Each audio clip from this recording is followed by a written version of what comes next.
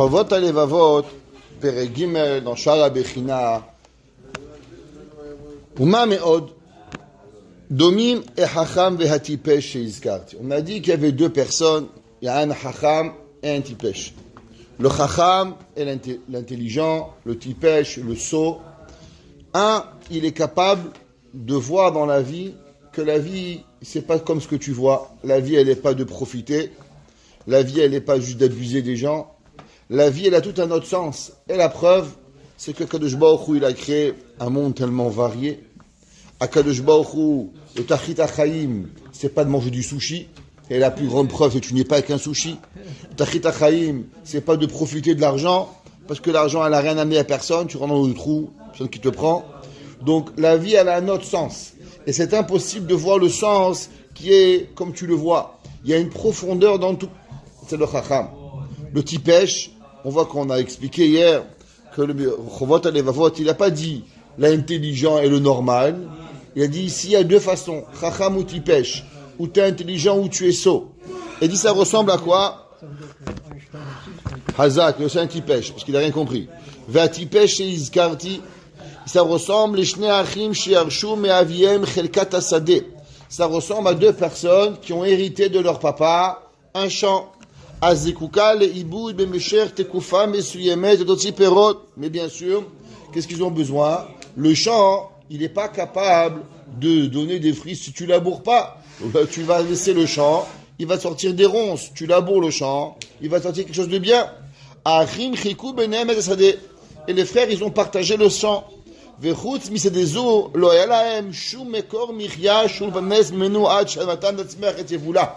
bien sûr, avant que le champ puisse donner, il n'y avait pas de quoi manger. Ça veut dire que la seule et unique façon de pouvoir se nourrir pouvait venir de ce champ-là. Le premier était intelligent et le deuxième était fainéant et bête. Généralement, on a déjà vu que la fainéantise, elle avait dit dans la Peticha, elle est la base de tous les défauts. C'est quoi la base de tous les défauts? Il a dit le Ramchal, il a dit le Chovot HaLevavot, c'était la Hatzlut. Baal HaSechel, Ra'a, she'im ya'asok rak be'ibud admato, azu lo yipnu la'asok be'parnasato. Le champ, celui qui a vu l'intelligent, il dit, je vais labourer, je vais cultiver, c'est bien. Mais jusqu'à que ça pousse, ça prend 6 mois, 7 mois. Comment je vais manger pendant 7 mois? Il faut être normal. C'est vrai, j'ai investi dans quelque chose. Mais entre-temps, il faut pouvoir manger. Comment demain matin je vais manger? Mais à ça, qu'est-ce qu'il a fait? Alors, il a cultivé son champ. Mais aussi, qu'est-ce qu'il a fait? Il est parti travailler un petit peu chez les autres. En même temps, il était payé. Et avec ça, il cultivait son champ. Et pendant quelques heures par jour, il recevait aussi un salaire pour travailler chez les autres. Et avec ça, il préparait l'avenir. Et en même temps, qu'est-ce qu'il faisait? Il pouvait vivre quotidiennement à pouvoir manger. Afin qu'il puisse voir et vivre en attendant. Et quand il finissait le travail le soir, il donnait tout son cœur à son champ pour préparer son avenir. Et qu'est-ce qu'il faisait? Bien sûr, quand on investit, la première chose qu'on te dit quand on investit, il faut économiser. Parce que si tu gagnes 100 et tu dépenses 100, tu vas rien avoir. Donc tu gagnes 100, tu investis 50, tu gagnes 50, tu manges un peu. Il faut savoir économiser. Et quand il a été capable de garder de l'argent pour pouvoir avoir un avance,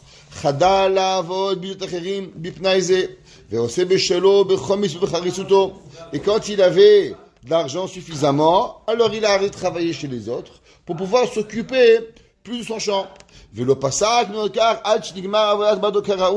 Et comme ça qu'il faisait. Alors il travaillait une semaine, il économisait de l'argent, et il pouvait se libérer 2-3 jours. Alors il travaillait pour son champ, et il faisait ce qu'il avait à faire. Et après, de nouveau, il retravaillait chez les gens, il économisait encore. Et comme ça qu'il passait les mois à travailler chez les autres, un peu à économiser, un peu à investir pour lui-même, et ainsi de suite. Et maintenant, quand est arrivé le temps que les fruits ils ont été mûrs, le temps de la récolte, alors il est allé, il a récolté les fruits et il s'est nourri avec la deuxième année.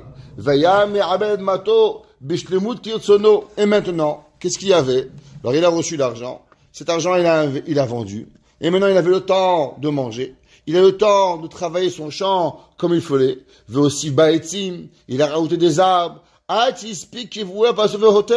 et comme ça qu'il a investi dans son champ. Aujourd'hui on pourrait prendre pareil dans une compagnie pour pouvoir arriver, et avec ça il a acheté une autre compagnie. Il y avait un jour, je me rappelle, monsieur Aladad, il m'a raconté que sa maman, elle est venue du Maroc, elle était bijoutière au Maroc. Et quand elle est arrivée aussi, alors elle voulait ouvrir une bijouterie. Elle a rencontré un bijoutier, il lui a dit, n'ouvrez pas une bijouterie, madame Aladad. Il dit, pourquoi? Il dit, vous connaissez pas la clientèle. Elle dit, allez, qu'est-ce que je vais faire? Et elle lui a dit, allez devenir une employée dans une bijouterie. Apprenez la clientèle. Pourquoi vous voulez apprendre avec votre argent? Apprenez avec l'argent des autres. Elle a été pendant 1 ou 2 ans employée d'une bijouterie. Pour apprendre à connaître. Les gens qui le connaissent disent, madame Haddad, je ne comprends pas comment vous êtes employé. Et comme ça qu'elle a fait, elle a appris le marché, elle a appris les grossistes, elle a appris tout. Et après, Blainara, elle a créé un empire. Pourquoi? À cause qu'elle a eu ce secret, exactement ce qu'il y a Chovot et Levavot. Apprendre. L'homme, faut pas, tout de suite, tu es bête, tu fais ça, tu vas tout perdre. L'homme, il doit apprendre le marché, il doit apprendre comment faire, il doit apprendre à investir, il doit apprendre à redonner, à réinvestir dans son entreprise, mais pas en mangeant que tu gagnes 10, tu manges 10. Non, venons voir le tipèche, c'est ce qu'il a fait. Ve'acha tipèche. Et la personne qui est bête, pourquoi ça s'appelle tipèche? Parce que la Mishnah Pirkei Avot dit, Ezeu chacham, haroe et hanolad. C'est qui l'homme intelligent? Celui qui voit le futur. Ça veut dire que la personne qui n'est pas capable de voir le futur, eh bien malheureusement, il est l'inverse de l'intelligence et le sot.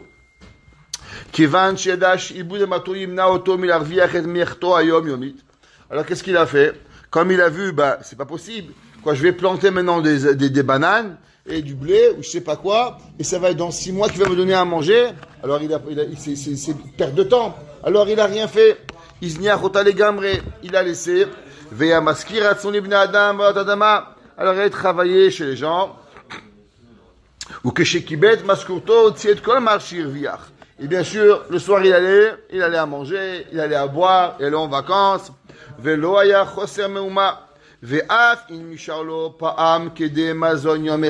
même si Baruch Hashem il avait bien travaillé un jour, il avait de quoi manger. Qu'est-ce qu'il faisait? Eh ben, il allait ce jour-là aller travailler, aller s'amuser, aller au café, perdre son temps. Et en aucun cas il pensait à sa terre. Et le soir, eh ben, il allait jouer à la pétanque. Le soir, il allait faire des bêtises. Il n'était pas intéressé à travailler. Qu'est-ce qu'il avait fait le premier? Il travaillait le soir. Lui, il a laissé le travail, il a laissé la terre, ne rien faire. Et qu'est-ce qui s'est passé?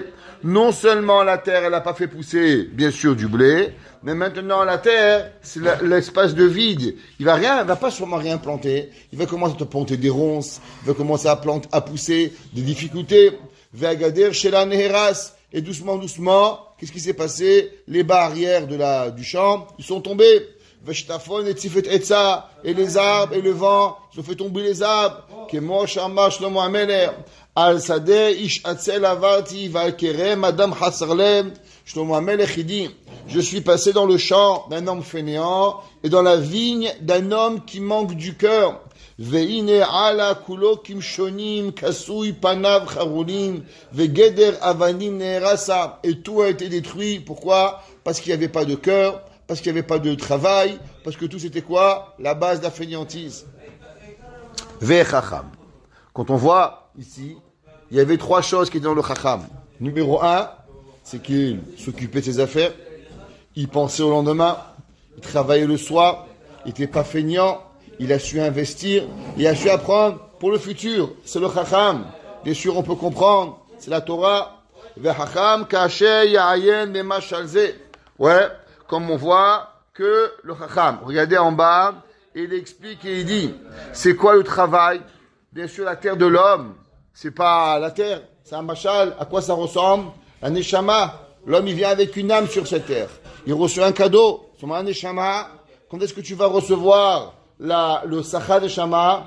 Pas maintenant. Dans 10 ans, 20 ans, 30 ans, 100 ans, Beth Hashem. C'est un neshama de l'homme qui va recevoir. Hashem Natano, la voda, le shomra betahara. Hashem lui a donné de la garder avec sainteté, avec pureté, avec doucha. Ou la china likrat achayim anitzrim ba'olam haba. Et l'homme, il doit la garder. Et bien, mais dans l'olam haba, Akadosh Baruch Hu va te donner. Mais pour cela, il faut investir. Maintenant, bien sûr, l'homme ne peut pas seulement prier et étudier. L'homme, faut qu'il mange. L'homme, faut qu'il fasse. Faut qu'il dorme. Alors, qu'est-ce qu'il fait? Tout cela, il comprend qu'en vérité, c'est seulement pour économiser. C'est comme un jour, un gars, il m'a dit, qu'est-ce que vous faites? Je lui ai raconté, le jour de la Saint-Jean. Ouais.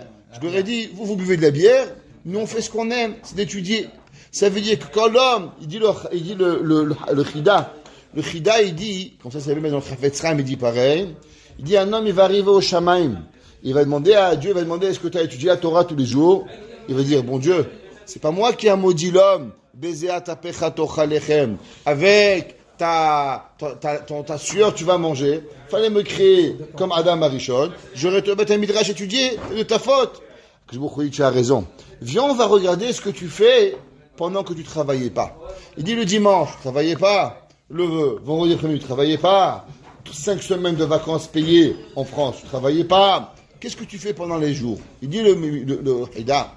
Si le gars, pendant qu'il travaille pas, il obète un midrash, le soir, il obète un midrash, Akadosh Baruch Hu, il va lui compter même les jours de travail comme des jours d'études. Parce que je dis, tu as vu, tu as raison. Maintenant que tu ne travaillais pas, tu allais étudier. Ça veut dire que tu as travaillé seulement à cause de la malédiction que je donnais à l'homme. Alors maintenant, même les jours où tu travaillais, je les considère comme études de Torah. Mais si le gars, pendant 5 semaines de vacances, la semaine à Dubaï, la semaine au Maroc, la semaine à Miami, ouais, la semaine-ci, le pauvre étudie jamais. Il regarde, même les jours du travail, je vais te les considérer comme bitul Torah. Pourquoi? Parce que même quand tu avais l'opportunité de pouvoir étudier, eh ben tu l'as pas fait. Donc tu vois que c'est pas de ma faute que tu as pas étudié. Maintenant l'homme, bien sûr, il doit manger, il doit boire, il doit dormir. Mais qu'est-ce que tu fais à la fin? Non, c'est pas pour ça, parce qu'il travaille, alors il va pas. La Gemara raconte qu'il y avait un rave il habitait à 6 mois du Beth Midrash. Et la Gemara dit qu'il voyageait 6 mois pour aller étudier un jour et il repartait à la maison 6 mois. La Gemara s'appelait Barberav de Chadioma. La Gemara dit comment on l'appelait? On l'appelait le rabbin d'un jour. Il passait 6 mois de voyage pour étudier un jour au Beth Midrash et il revoyageait, si je vous imaginez, à combien il avait à Torah. Barberav de Chadioma. À combien la personne, elle avait l'envie de vouloir étudier la Torah.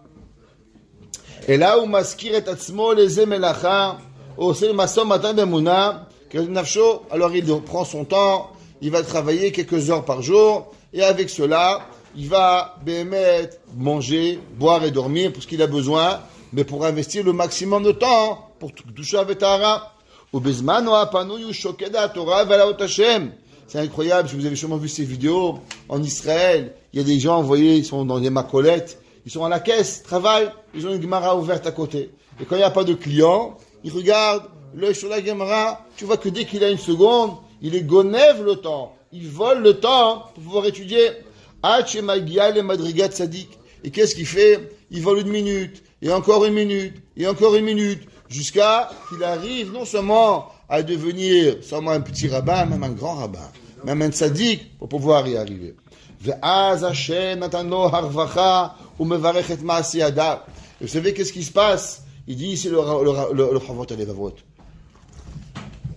Celui qui fait ça, Be'emet, alors Hakadosh Baruch Hu, il le bénit que tout son argent, il soit béni.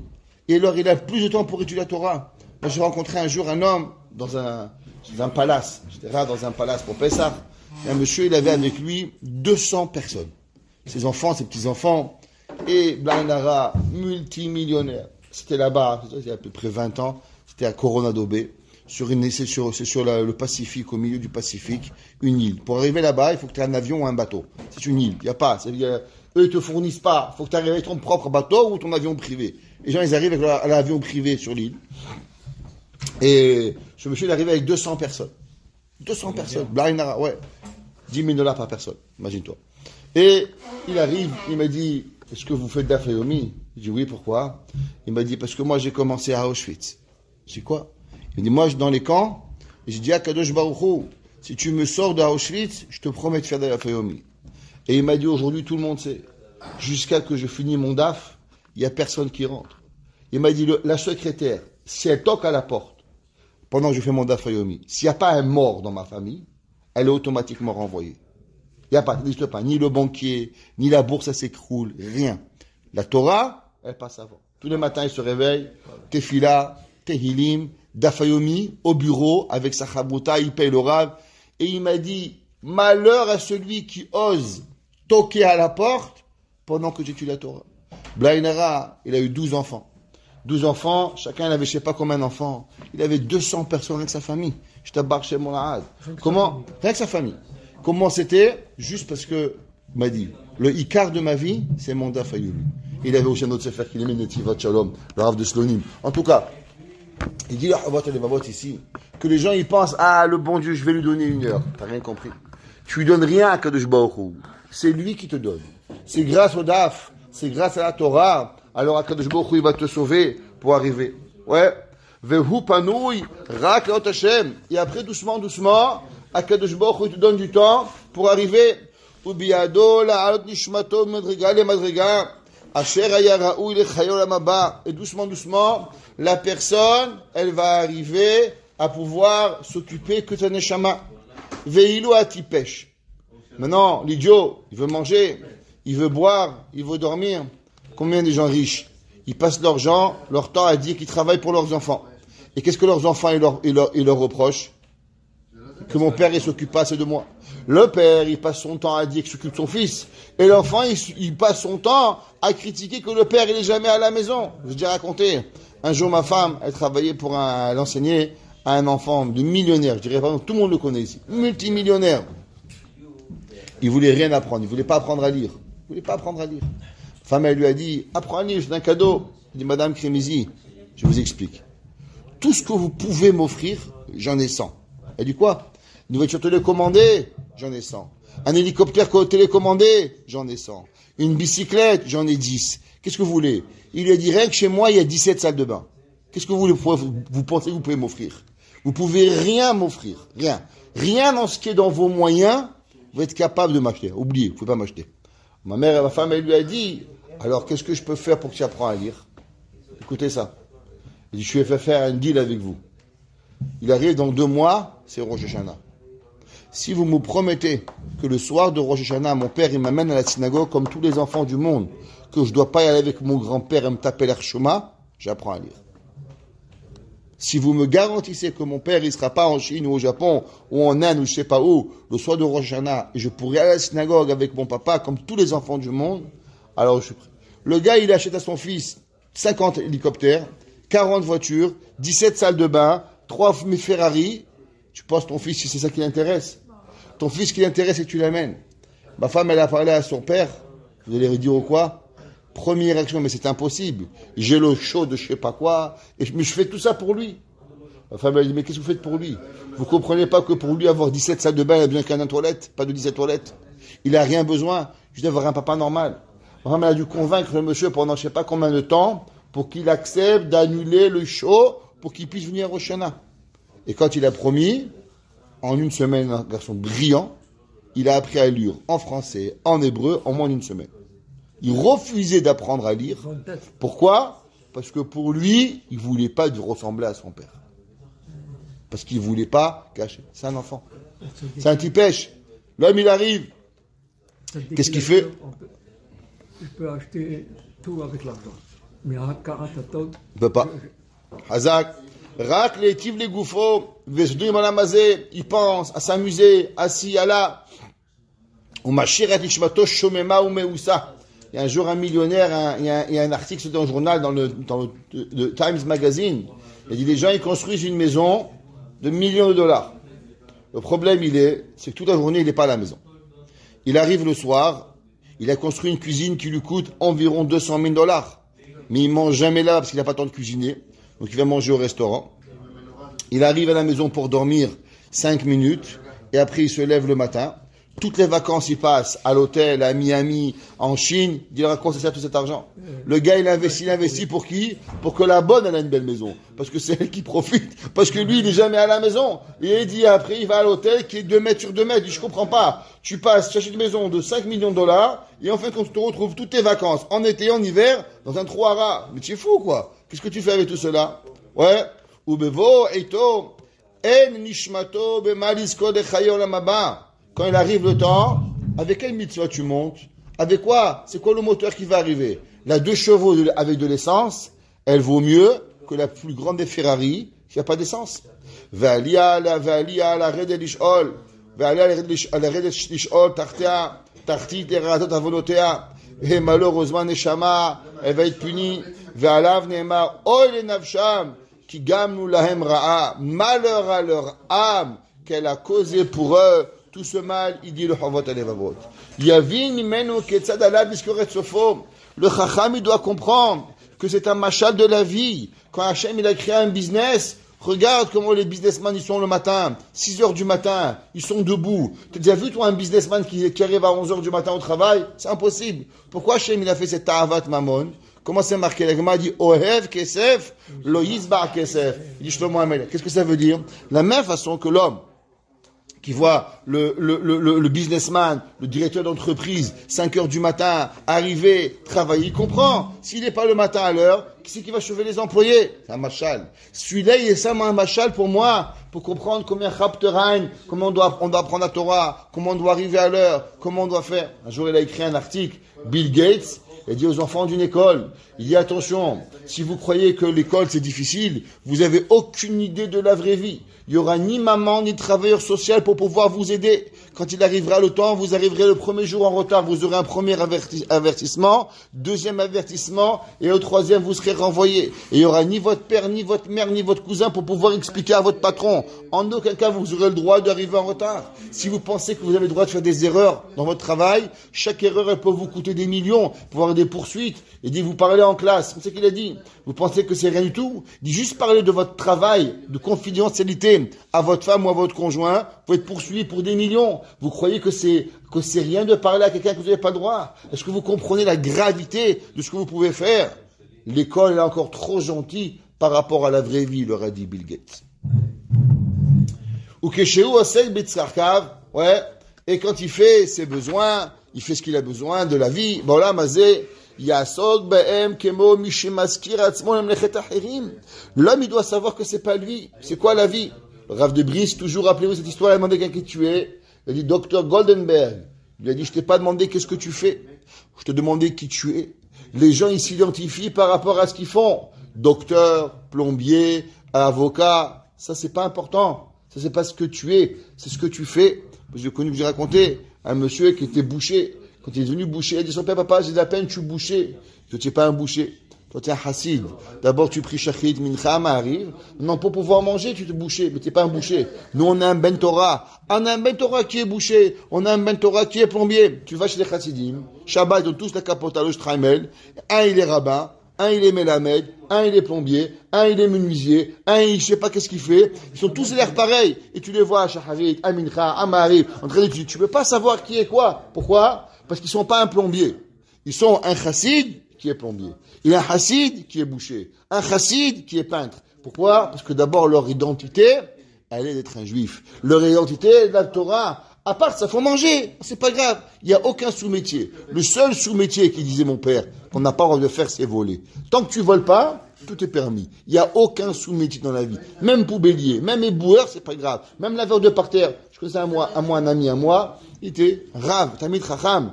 Il n'avait pas d'ouvrir ses enfants. Il avait ouvert une compagnie de nettoyage. Il nettoyait les bureaux. Azma, mais il était un Rav. Le Shabbat, le matin, il était un Rav. Et l'après-midi, il avait les parterres et les toilettes. Et là, il n'y a rien de mal. Tant et aussi longtemps qu'on a nos monnaies dans la vie. L'homme, il doit savoir que tout ce qu'on fait, c'est parce qu'on est forcé. Parce que qu'est-ce qu'on fait? C'est pour pouvoir manger. L'idiot, le sot, lui va à l'inverse. Le gars, il travaille toute son année. Pourquoi? Pour aller en vacances. Et quand il est en vacances, pourquoi il se repose? Pour retravailler. Et il retravaille pour les vacances. Il est en vacances pour le travail. Et alors qu'est-ce que tu fais? Vous connaissez l'histoire. Et un jour, un gars, il a une canne à pêche. Il dit, qu'est-ce que tu fais? Je pêche un poisson. Il dit, qu'est-ce que tu fais avec le poisson? Je l'amène à la maison, je le mange. Il me dit, c'est bête, il faudrait avoir 2 cannes à pêche. Il dit, pourquoi 2 cannes à pêche? Un poisson, tu manges. Un poisson, tu vends. Il dit, qu'est-ce que tu fais avec l'argent? C'est un bateau. Il dit, qu'est-ce que tu fais avec le bateau? Tu vas acheter 10 bateaux. Avec le bateau, qu'est-ce que tu vas faire? Eh ben, tu auras une compagnie. Il dit, après que tu auras une compagnie, qu'est-ce que tu vas faire? Et tu vas attendre de pêcher tranquille. Il dit, pourquoi, qu'est-ce que je fais maintenant?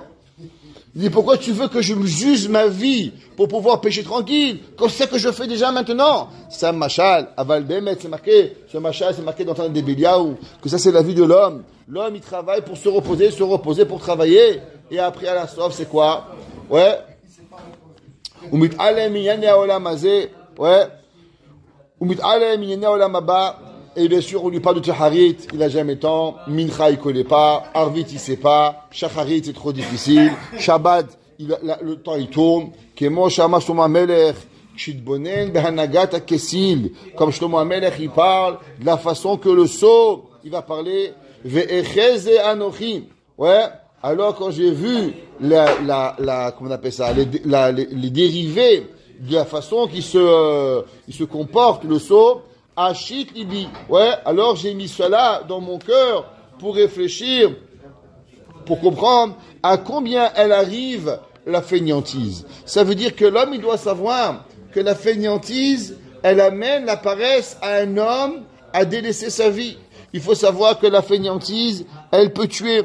Les gens, ils peuvent, ne croyez pas que c'est rien. Il y a des gens qui m'appellent, ils ont des enfants, ils travaillent soi-disant, ils n'arrivent pas, ils se lèvent à 10h du matin, ils se font renvoyer d'un autre travail, et il n'y a aucune responsabilité. Pourquoi? Parce que c'est la Hatzlut. Shlomo HaMelech, il dit, regarde la Hatzlut, qu'est-ce qu'elle peut te créer?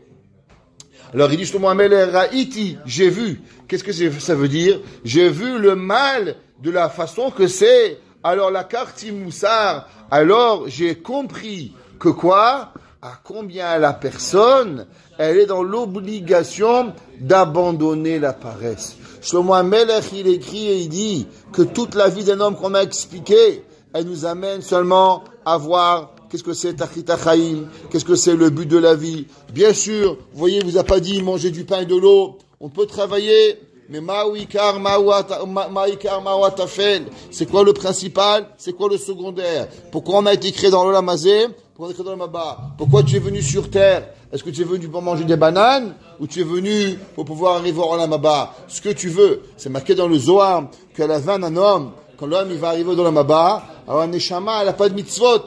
Alors elle va être nue. Il va avoir froid, le Neshama. Et il va dire Hachem, j'ai froid.